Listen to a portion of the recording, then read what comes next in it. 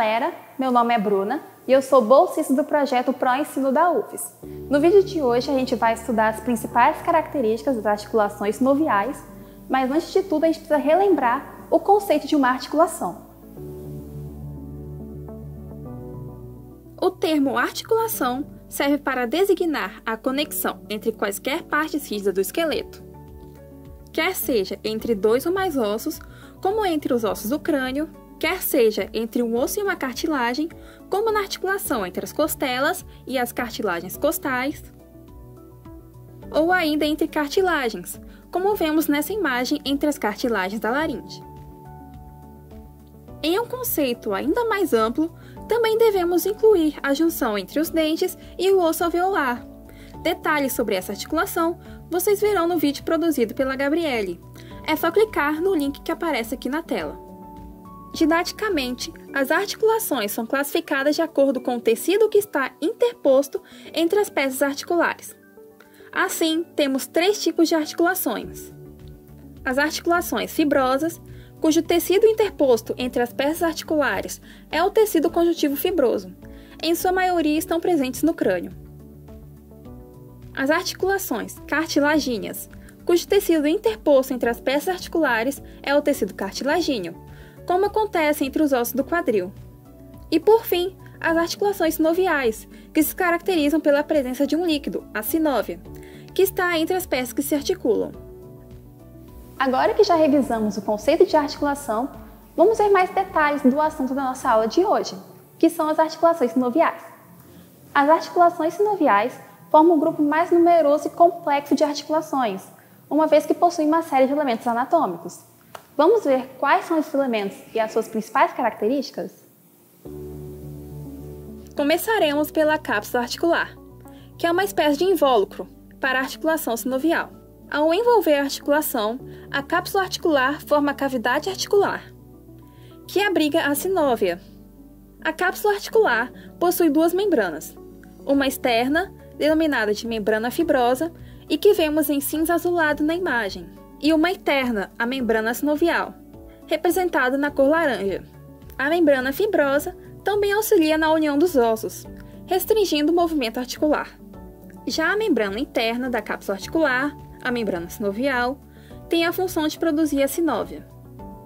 A membrana sinovial reveste toda a superfície da cavidade articular, exceto as regiões onde a cartilagem articular está presente. Ela também não reveste a superfície dos discos e dos meniscos. A cartilagem articular é um outro importante componente das articulações sinoviais. Sua principal função é revestir as superfícies articulares ósseas, evitando assim um desgaste dos ossos durante o movimento. Na maioria das articulações sinoviais, a cartilagem articular é do tipo hialina. Porém, em algumas poucas articulações, como a ATM, ela é fibrocartilagínea. Nessa imagem de um corte coronal da articulação do quadril, é possível observar que as cartilagens articulares são moldadas à superfície articular dos ossos.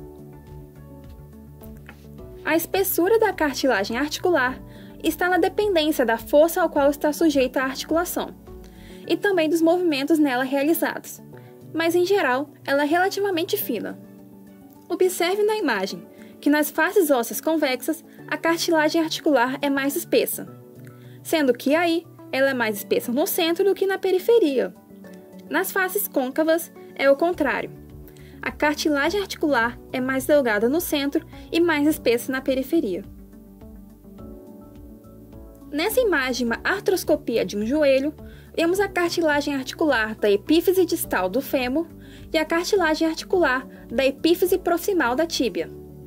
Em indivíduos mais novos, ela possui um aspecto esbranquiçado, são lisas, brilhantes e flexíveis. Já nessa outra imagem artroscópica, vemos uma cartilagem articular em processo degenerativo, onde a superfície óssea está exposta. Nesses casos, a cartilagem articular é mais fina, de aspecto mais opaco e amarelado, superfície menos regular, menos flexível e mais quebradiça, como vemos nessa imagem. A cavidade articular é um outro elemento das articulações sinoviais. Ela é o espaço delimitado pela cápsula articular e pelos ossos que formam a articulação. Mesmo em volumosas articulações, como a articulação do quadril, que é a que vemos nessa imagem, a cavidade articular é um espaço relativamente pequeno. A cavidade articular aloja um outro componente das articulações sinoviais, a sinóvia. A sinóvia é produzida pela membrana sinovial, que, como já vimos, é a camada interna da cápsula articular. O volume de sinóvia é pequeno, mesmo em articulações de grande tamanho. Suas funções incluem lubrificar e reduzir o atrito durante o movimento, além da nutrição das cartilagens articulares, dos discos e dos meniscos. Os ligamentos constituem outro importante componente das articulações sinoviais. Eles são fibrosos e flexíveis, porém cedem muito pouco à tensão. Sua função é controlar os movimentos excessivos ou anormais nas articulações, além de possuir um importante papel na propriocepção, atuando assim como órgãos da percepção do movimento e da posição articular.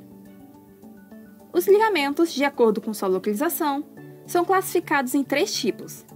Os ligamentos capsulares, que possuem esse nome pois suas fibras se confundem com a membrana fibrosa da articulação, ajudando a reforçá-la. Os ligamentos extracapsulares, que se localizam externamente à articulação e são facilmente distinguíveis da membrana fibrosa. E, por fim, os ligamentos intracapsulares, que ficam profundamente à membrana fibrosa, como os ligamentos cruzados do joelho.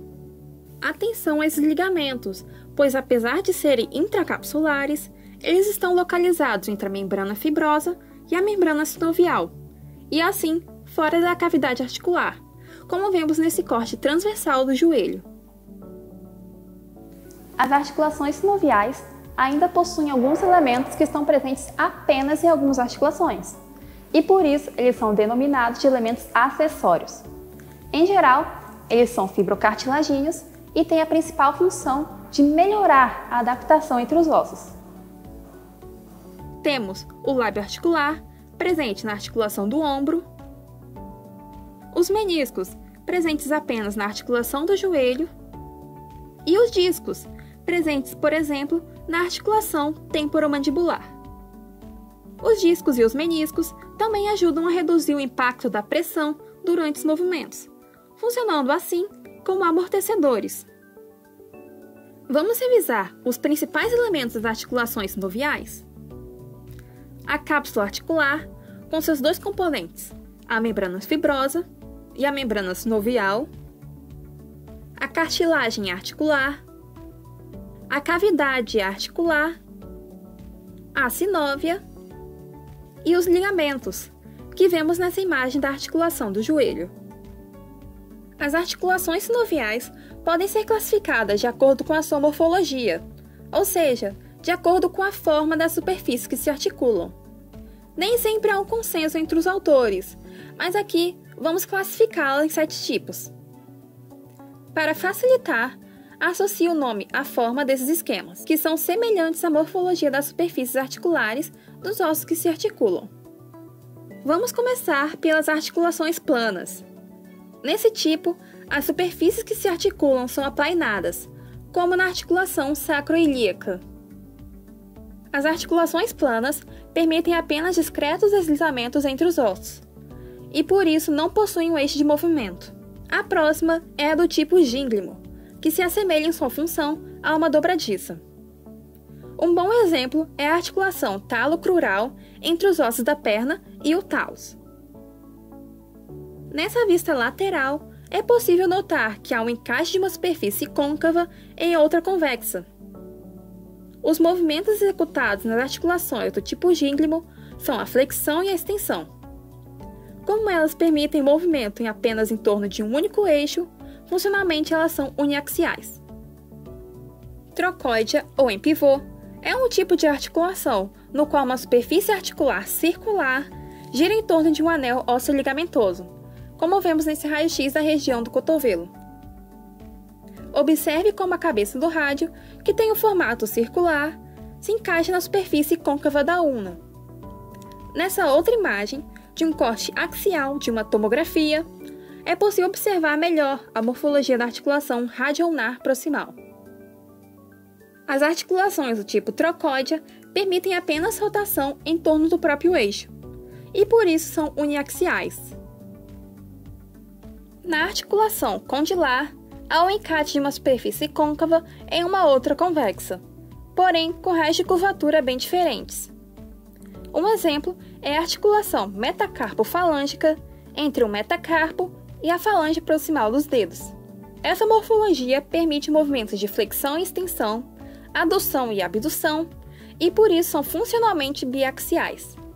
A articulação elipsoide possui a mesma morfologia que as articulações condilares, como vemos na articulação radiocárpica. Porém, devido ao fato de ela ser formada por mais de dois ossos e não ter a presença de um côndilo característico, ela é denominada de elipsoide, mas alguns autores utilizam esses dois termos como sinônimos. No tipo celar, as superfícies articulares possuem formato de uma célula, sendo convexa em um dos eixos e côncava no outro. Um exemplo típico é a articulação carpo-metacarpal do polegar. Esse formato permite os movimentos de flexão, extensão, abdução e adução, e por isso são também biaxiais. E por fim, a articulação esferoide, no qual temos uma superfície articular em forma de esfera que se encaixa em uma superfície côncava, como fica fácil de visualizar na articulação glenohumeral. Essa morfologia permite movimentos em todos os três eixos e por isso funcionalmente são triaxiais. Elas permitem a flexão e a extensão, a abdução e a adução e a rotação medial e lateral. E foi isso, pessoal. Caso tenha alguma dúvida, é só deixar nos comentários ou enviar um e-mail para mim, que eu vou responder o mais breve possível. Nos vemos no próximo vídeo. Até mais!